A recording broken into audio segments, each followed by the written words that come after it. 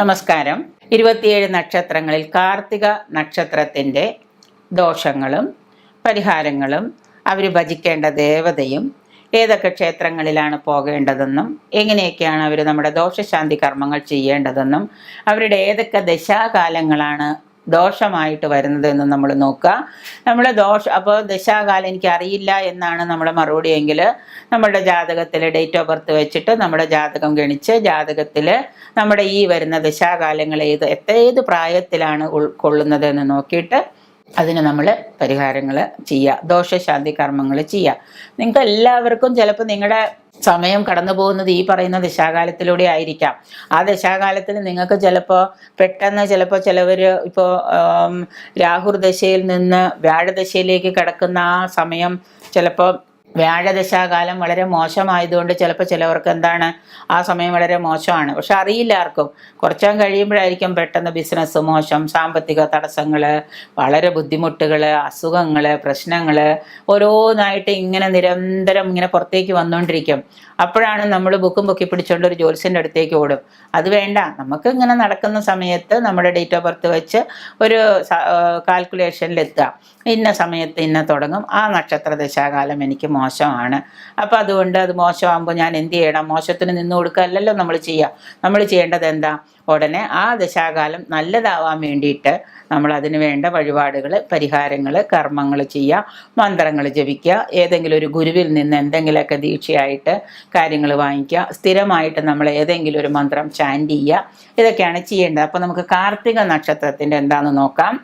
ഈ കാർത്തിക നക്ഷത്രക്കാർക്ക് ചൊവ്വാദശ, അതായത് കുജദശ, വ്യാഴദശാകാലം, മഹാദശാകാലമാണ് വ്യാഴം, വ്യാഴദശാകാലം, ശനി ദശാകാലം. അപ്പോൾ ചൊവ്വ, വ്യാഴം, ശനി, ഈ 3 ദശാകാലവും ഈ പറയുന്ന കാർത്തിക നക്ഷത്രക്കാർക്ക് ദോഷം തന്നെയാണ്. അപ്പം ഇനിയിപ്പോൾ ദോഷമായി കഴിഞ്ഞാൽ ഇനിയിപ്പോൾ എന്താ ചെയ്യുകയെന്ന് വെച്ച് കഴിഞ്ഞാൽ അവരതിന് നിർദ്ദിഷ്ട പരിഹാര ക്രിയകളൊക്കെ ചെയ്യണം. ഇപ്പോൾ വ്യാഴദശയിൽ നമ്മൾ ചെയ്യേണ്ട പരിഹാരം എന്ന് പറഞ്ഞാൽ നമുക്കറിയാലോ, നമ്മൾ വ്യാഴം ഭഗവാനാണ്, കൃഷ്ണനാണ്, നമുക്ക് കൃഷ്ണനെ ഭജിക്കാം. പിന്നെ നമുക്ക് ശനി ദശാകാലത്ത് ആഞ്ജനേയനെ ഭജിക്കാം, ശാസ്താവിനെ ഭജിക്കാം, ശിവൻ്റെ അമ്പലത്തിൽ പോയിട്ട് ധാര ചെയ്യാം, ജലധാര, ക്ഷീരധാര, കൂവളമാലാർച്ചന, പിൻവിളക്ക്, അങ്ങനെ എന്തൊക്കെ ചെയ്യാം. ഓം നമ ശിവായ എന്ന മന്ത്രം, പഞ്ചാക്ഷരി മന്ത്രം 1008 ചാൻറ്റ് ചെയ്യാം. പിന്നെ കുജദശാകാലമാണെങ്കിൽ കുജൻ നമുക്ക് ഓജരാശിയാണോ യുഗ്മരാശിയാണോ എന്ന് നമ്മൾ നോക്കിയിട്ട് അതിന് യോജരാശിയാണെങ്കിൽ സുബ്രഹ്മണ്യനെയും, യുഗ്മരാശിയാണെങ്കിൽ ഭദ്രകാളിയും ഭജിക്കാം. നമുക്ക് ചൊവ്വാദശ നമുക്കൊരു 6 വർഷമല്ലേ വരുന്നുള്ളൂ. വ്യാഴദശാകാലം, ശനിദശാകാലം മഹാദശയാണല്ലോ. അപ്പോൾ ഈ മഹാദശാകാലം കുറച്ച് അധികം ഉള്ളതുകൊണ്ട് എന്താണ്, കുറച്ച് കാലമൊക്കെ നമുക്ക് ആ ദോഷപരിഹാരങ്ങൾ ചെയ്തു കഴിഞ്ഞാൽ അത് വലിയ കുഴപ്പമില്ലാണ്ട് അങ്ങ് പൊക്കോളും. അപ്പോൾ നിത്യേന നമ്മൾ ചെയ്യേണ്ടത്, ഈ കാർത്തിക നക്ഷത്രക്കാർ നിത്യേന ചെയ്യേണ്ട കാര്യങ്ങളെന്ന് പറഞ്ഞാൽ ശിവനെ, മഹാദേവനെയോ സൂര്യനെയോ ആദിത്യനെയോ ഭജിക്കണം. ആ മഹാദേവനെ ഭജിക്കാൻ വളരെ എളുപ്പമാണ്. ക്ഷിപ്രപ്രസാദിയാണ്, ക്ഷിപ്രകോപിയാണ്. പക്ഷേ കാർത്തിക നക്ഷത്രക്കാർ മഹാദേവനെ ഭജിക്കുമ്പോൾ ഒന്നും പറ്റുന്നില്ലെങ്കിൽ നിങ്ങൾ പഞ്ചാക്ഷരി മന്ത്രം ഒരു 5 ലക്ഷം ഉരുവൊക്കെ ജപിച്ചാൽ മതി. ഒറ്റ ദിവസം അല്ല കേട്ടോ. ഇനി അതിന് കാട്ടിലോ ഹിമാലയത്തിലൊന്നും പോവുകയും വേണ്ട. നമ്മളൊരു ദിവസം ഒരു 1500 2000 ഒക്കെ സമയം കിട്ടുന്ന പോലെ പഞ്ചാക്ഷരി മന്ത്രം ജപിക്കുക. നിങ്ങളുടെ ഇപ്പോൾ വ്യാഴദശാകാലം അല്ലെങ്കിൽ വേണ്ട കുജദശാകാലം നിങ്ങൾക്ക് മോശമാണ് എന്ന് വിചാരിക്കുക. കാർത്തിക നക്ഷത്രക്കാർക്ക് കുജദശ മോശമാണ് എന്ന് വിചാരിക്കുക, അല്ലെങ്കിൽ വ്യാഴദശ മോശമാണ്. ഇപ്പോൾ കുജദശാകാലം കഴിഞ്ഞു പോയ കുറച്ച് കാർത്തിക നക്ഷത്രക്കാരുണ്ട്. അവരുടെ വ്യാഴദശ രോഗ ദുരിതങ്ങളും സാമ്പത്തിക ബുദ്ധിമുട്ടുകളൊക്കെയാണ്. ചിലർ വിളിച്ചിട്ട് ചോദിക്കാറുണ്ട്, എനിക്ക് ഭയങ്കര പ്രശ്നമാണ്, ഒരു പരിഹാരം പറഞ്ഞു തരുമോ എന്ന് ചോദിക്കും. അപ്പോൾ അങ്ങനെയുള്ളവർ നിങ്ങളുടെ ജാതകമോ അല്ലെങ്കിൽ സമയമൊക്കെ ഒന്ന് എടുത്ത് നോക്കിയിട്ട് നിങ്ങളുടെ ഇപ്പോൾ കടന്നു പോകുന്ന ദശ ഏതാണെന്ന് നോക്കാം, കാർത്തിക നക്ഷത്രക്കാർ. എന്നിട്ട് നിങ്ങളുടെ വ്യാഴദശയാണെങ്കിൽ ഇപ്പോൾ നമ്മൾ ചെയ്യാവുന്നത് ആദിത്യനെയോ മഹാദേവനെയോ ഭജിക്കണം എന്ന് വിചാരിക്കുക. നിങ്ങൾക്ക് മഹാദേവനോടാണ് കൂടുതൽ താല്പര്യം. ചിലവർക്ക് ചില ഇഷ്ടദേവതകൾ ഉണ്ടാവുമല്ലോ. അപ്പോൾ മഹാദേവനാണെങ്കിൽ നിങ്ങൾ മഹാദേവനെയാണ് ഭജിക്കുന്നതെങ്കിൽ ഓം നമ ശിവായ എന്ന പഞ്ചാക്ഷരി മന്ത്രം നിങ്ങൾ ഒരു 5 ലക്ഷം, വ്യാഴദശാകാലം കഴിയുന്നത് വരെ ഒരു 5 ലക്ഷം ഉരു അങ്ങോട്ട് ജപിച്ചോളുക. തീർച്ചയായിട്ടും നമുക്ക് എന്താണ് അതിൻ്റെ നേട്ടം നമുക്കുണ്ടാവും.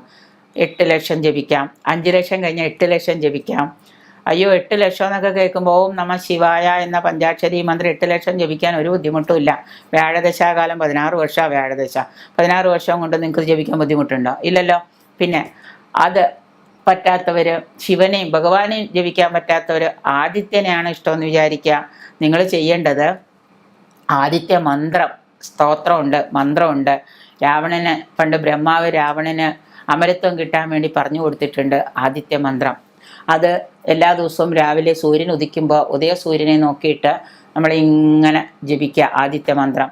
അത് എല്ലാ ദിവസവും ആദിത്യ മന്ത്രം നിങ്ങൾ ജപിക്കാൻ തുടങ്ങിക്കഴിഞ്ഞ് സൂര്യ നമസ്കാരമൊക്കെ ചെയ്തു കഴിഞ്ഞാൽ അറിയാം നമ്മൾ തന്നെ എവിടേക്കാണ് പോണേ നമുക്കറിയില്ല. അത്രയ്ക്ക് പവറായിരിക്കും നമുക്ക്, മനസ്സിലാവുണ്ടോ? അപ്പോൾ ഈ പറയുന്ന ദശാകാലമൊക്കെ നമുക്ക് സിമ്പിളായിട്ട് കടന്നു പോകാൻ സാധിക്കും. അപ്പം അതുകൊണ്ട് ആദിത്യനെ അല്ലെങ്കിൽ ഭഗവാൻ പരമശിവനെ, ശിവനെ, മഹാദേവനെ നമ്മൾ ഭജിക്കുക. പിന്നെ കാർത്തിക നക്ഷത്രം, നിങ്ങളുടെ സ്വന്തം നക്ഷത്രം, ഉത്രം, ഉത്രാടം, ഈ 3 നക്ഷത്രങ്ങളിലും ക്ഷേത്ര ദർശനം. ബാക്കി എല്ലാ ദിവസവും പോകാൻ പറ്റിയില്ലെങ്കിലും ഈ 3 ദിവസങ്ങളിലൊന്ന് നിങ്ങളുടെ പക്കപ്പിറന്നാൾ, പിന്നെ ഒന്ന് ഉത്രം അല്ലെങ്കിൽ ഉത്രാടം, ഈ 3 ദിവസങ്ങളിൽ നിങ്ങൾ ശിവക്ഷേത്ര ദർശനം നടത്തുക. വെറുതെ ക്ഷേത്ര ദർശനം നടത്തിയാൽ പോരാ, ശിവക്ഷേത്ര ദർശനം, മഹാദേവനെ ദർശിക്കുക, ജലധാര നടത്തുക, കൂവളാർച്ചന നടത്തുക, കൂവളമാല കൊണ്ട് അർച്ചന നടത്തുക. പിന്നെ ഞായറാഴ്ചയും കാർത്തിക നക്ഷത്രവും ഒത്തുവരുന്ന ദിവസം, ചില ഞായറാഴ്ച ചിലപ്പോൾ കാർത്തിക നക്ഷത്രം വരും. അപ്പോൾ കാർത്തിക നക്ഷത്രക്കാർ ഞായറാഴ്ചയും കാർത്തിക നക്ഷത്രവും ഒത്തുവരുന്ന ഞായറാഴ്ച ദിവസം വ്രതം അനുഷ്ഠിക്കണം. മത്സ്യമാംസാദികളൊന്നും കഴിക്കാതെ ബ്രഹ്മചര്യം പാലിച്ച് വ്രതം അനുഷ്ഠിക്കുക. വ്രതം എന്ന് പറയുമ്പോൾ അതിൽ ബ്രഹ്മചര്യം വരുന്നുണ്ട്. ചിലവർ ചോദിക്കും വ്രതം എന്ന് പറയുമ്പോൾ എന്തൊക്കെ പെടുമെന്ന് ചോദിക്കും. വ്രതനിഷ്ഠകളുണ്ട്. അപ്പോൾ മത്സ്യമാംസാദികൾ കഴിക്കാതിരിക്കുക, എണ്ണ തേച്ച് കുളിക്കാതിരിക്കുക, പരസ്ത്രീകളുമായിട്ട് സംയോഗം പാടില്ലാതിരിക്കുക, ഭാര്യയായിട്ടും പാടില്ല കേട്ടോ, മൈഥുനത്തിൽ ഏർപ്പെടാതിരിക്കുക. വ്രതം എന്ന് പറയുമ്പോൾ മിക്കവാറും നമ്മൾ നമ്മുടെ മന്ത്രങ്ങളൊക്കെ, ദേവതാ മന്ത്രങ്ങളൊക്കെ ജപിച്ച് അങ്ങനെ ഒരു വലിയ ആർഭാടമായിട്ടുള്ള കളികളും ചിരികളും വിനോദങ്ങളൊക്കെ ഒഴിവാക്കി വെച്ചിട്ട് വ്രതം നോറ്റിട്ട് നേരെ പോയി സിനിമാ തിയേറ്ററിൽ പോയി സിനിമ കണ്ടിട്ട് കാര്യമില്ല. സിനിമ കാണുന്നത് കൊണ്ട് വിരോധമില്ല. വ്രതം നോൽക്കുന്നത് എന്തിനു വേണ്ടിയിട്ടാണ്? നമ്മുടെ ദേവതയെ ഉപാസിക്കാൻ വേണ്ടിയിട്ടാണ്, അല്ലേ? അപ്പോൾ വ്രതം നോറ്റ് കഴിഞ്ഞിട്ട് ഇന്ന് നേരം പോകണില്ല, വെറുതെ ഇരിക്കുക, എന്നാൽ സിനിമയ്ക്ക് പോയേക്കാം. നേരെ സിനിമാ തിയേറ്ററിൽ പോയിരുന്നിട്ട് സിനിമ കണ്ടുകൊണ്ടിരുന്ന അതിലുള്ള ഒരു സിനിമ എന്ന് പറയുമ്പോൾ നമ്മളെ മുഴുവനായിട്ട് നമ്മൾ അതിലേക്ക് എന്താണ് സബ് കോൺഷ്യസ് മൈൻഡിലേക്ക് വരെ നമുക്കത് കയറി പിടിക്കും. അപ്പം അതിൽ വാക്കുകളും ചിന്തകളും വിചാരങ്ങളും ഒക്കെ നമ്മളിലേക്ക് ഇങ്ങനെ വന്ന് കയറും. അതിന് പകരം നമ്മൾ വ്രതം നോൽക്കുന്ന ഒരു ദിവസം അല്ലെങ്കിൽ ആ ഒരു ദിവസത്തെ കാര്യങ്ങളിൽ നമ്മൾ നമ്മുടെ ദേവൻ ഏതാണ് അല്ലെങ്കിൽ ദേവത ഏതാണെന്ന് വെച്ചാൽ അവരുടെ മന്ത്രമൊക്കെ ചാൻറ്റ് ചെയ്ത് നല്ല ഒരു ഉപവാസത്തോടു കൂടി സ്വാത്വികമായ ഭക്ഷണമൊക്കെ കഴിച്ച് നമ്മളിരിക്കുക. അതുകൊണ്ട് എന്തുണ്ടാവും? നമ്മുടെ ഐശ്വര്യപ്രദമായ ഒരു ജീവിതം നമുക്ക് തിരിച്ചു കിട്ടും.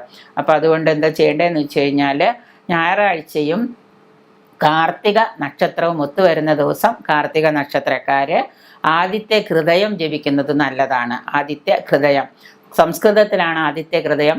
തതോ യുദ്ധം പരിശ്രാന്തം സമരേ ചിന്തയാംസ്ഥിതം രാവണം ജാഗ്രതോ ദൃഷ്ടയുപായമസ്ഥിതം എന്നും പറഞ്ഞ് കുറച്ച് അധികമുണ്ട്. പക്ഷെ അത് ചെറിയ ബുക്ക് ആദിത്യ ഹൃദയമൊക്കെ വാങ്ങിക്കാൻ കിട്ടും.